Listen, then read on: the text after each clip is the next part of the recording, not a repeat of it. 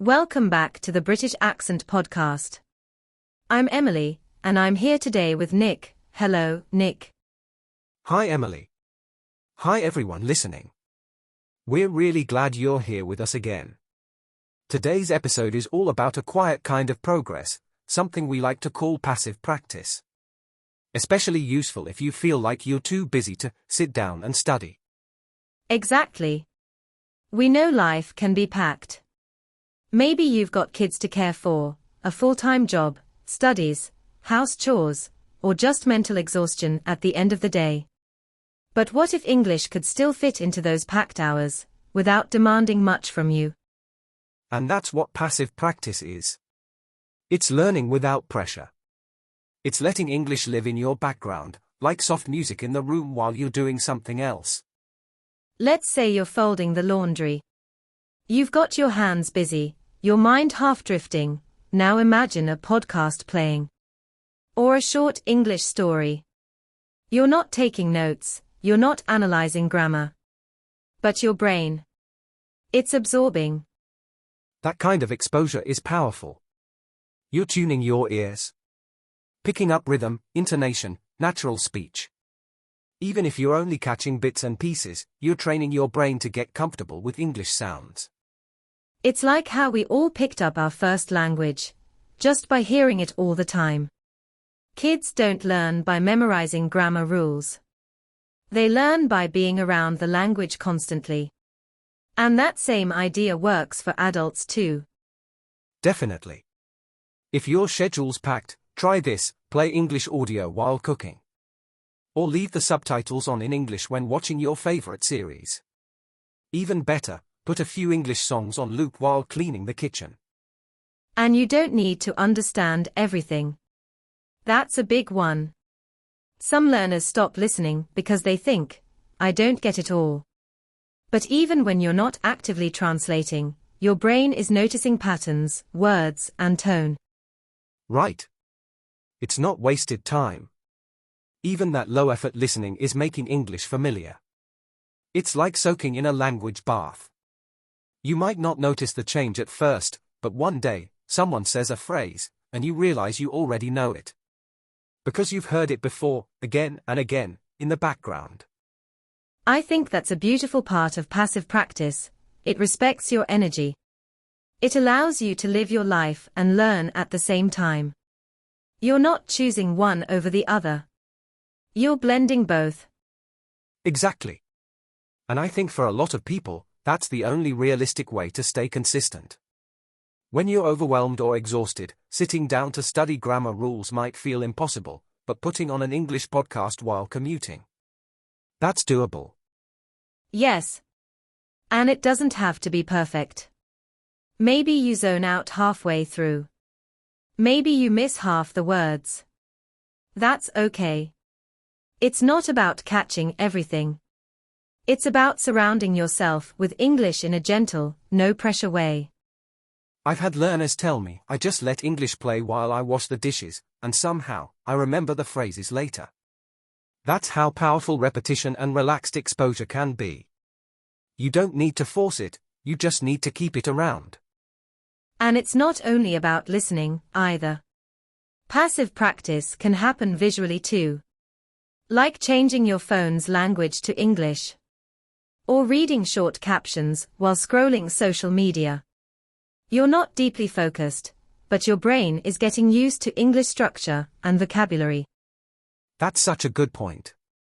Even short moments, like reading a product label in English at the shop or noticing signs, those are bits of passive learning. They all count. So if you're listening now and thinking, I don't have time to practice, maybe shift the question. It's not always about finding time. It's about using the time you already have differently. What's already part of your routine that could include a bit of English? And once you start thinking that way, it becomes kind of exciting. You realize you don't need to wait for the perfect moment, you can just press play and let the language work in the background while life keeps moving. Yeah, and I think that mindset shift takes off a lot of pressure. You're no longer waiting for study time to begin. You're just inviting English into your real life, as it is. Busy, noisy, imperfect. But real. Totally. And over time, you'll start to notice things sticking. Maybe a word you heard 5 times on a podcast suddenly comes to mind when you're speaking. Or a sentence structure feels natural without you trying to memorize it. It's that slow, steady exposure. You don't always feel it happening, but then, out of nowhere, it shows up. In your writing, in your listening, in how confidently you say something. That's the power of letting English live in your background. And for people who feel guilty about not doing enough, I'd say this: passive practice is doing something. It's one of the smartest things you can do when your energy is low but your heart still wants to learn. Absolutely. And sometimes, passive practice turns into active practice. Like, you're listening to a podcast in the background, and suddenly a phrase catches your ear, and you pause to repeat it. That spark can lead to a full-on speaking session, even if it wasn't planned. I love that. It's not about forcing it, it's about creating the chance for those sparks to happen. Giving yourself permission to stay connected to English, even in your busiest or quietest moments. And even on the days when you're not repeating anything, just hearing English, letting it be part of your soundscape, helps your brain feel more at home with the language. You're building familiarity without stress. Exactly. It's like music, right? You don't need to study the lyrics to start remembering them. The more you hear them, the more your brain naturally absorbs the rhythm, the melody, the phrases. English can work the same way if you let it flow in the background. That's a really helpful way to look at it. And honestly, for a lot of learners, passive practice can be the bridge between doing nothing and doing something. It keeps the door open to the language on days when focus is just not possible. Yeah, and we've all got those days. When your mind is full, when work or family or life is just too loud, you might not have the energy to write an essay, but maybe you can still play an audiobook while making tea. Exactly. And even if your attention drifts, that background English is still building a connection. You're still exposing your brain to sounds, rhythms, new vocabulary, even if you're only catching some of it. And that matters. Because over time, that exposure adds up. It helps you recognize words faster, understand accents more easily, and even gain confidence in how sentences feel when spoken naturally. So for anyone listening who thinks they are not doing enough, because they are only listening while doing chores or walking to work, you are doing enough. That's still learning. That's still practice. And it's absolutely valid.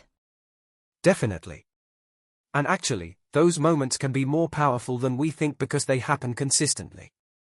If you're listening to English while brushing your teeth every morning or during your commute every evening, that's daily exposure, even if it's just 10 minutes. That adds up fast. And there's also something really natural about that kind of learning. You're not forcing yourself into study mode. You're just letting English be part of your life, part of your environment. It's like watering a plant a little bit every day, instead of trying to flood it once a month. Exactly. You're feeding your brain regular input. And that helps reduce the fear factor too. English doesn't feel like some foreign, distant thing. It becomes something you hear every day, something familiar, even friendly. And it's encouraging for learners who might feel overwhelmed. Because we've all got responsibilities, right? Work, family, house chores. Life doesn't stop so we can learn a language. But that doesn't mean we can't keep moving forward, even slowly. Right. Progress doesn't have to be dramatic. It can be small, quiet, and still incredibly real. Especially when you're letting English quietly follow you through your day. That's powerful practice, even if nobody else sees it. And I think the beautiful part is, it fits your life. No rearranging needed. You don't have to find an extra hour you don't have. You just slide English into the spaces that already exist. While cooking, cleaning, walking, or even just lying on the sofa. And who knows, one of those background moments might be the one where something clicks. A phrase, a pronunciation, a word you've heard 100 times, but suddenly, it makes sense. Yes. And those are the moments that stay with you. Not because you forced yourself to sit at a desk, but because your brain was relaxed, open. That kind of learning is often deeper than we realize, because it's tied to real-life situations. Like, I still remember learning the phrase "I'm just messing around" because I heard it on a TV show while folding laundry. I wasn't even trying to study, but it stuck. And now it's something I actually use when I speak. That's such a great example. Because when English is linked to a mood or a memory, like laughing at a scene, or feeling relaxed while doing something ordinary, it becomes part of you. It's not just memorized. It's lived. Exactly. That's why I think passive learning is underrated. It doesn't get the credit it deserves just because it looks so chill.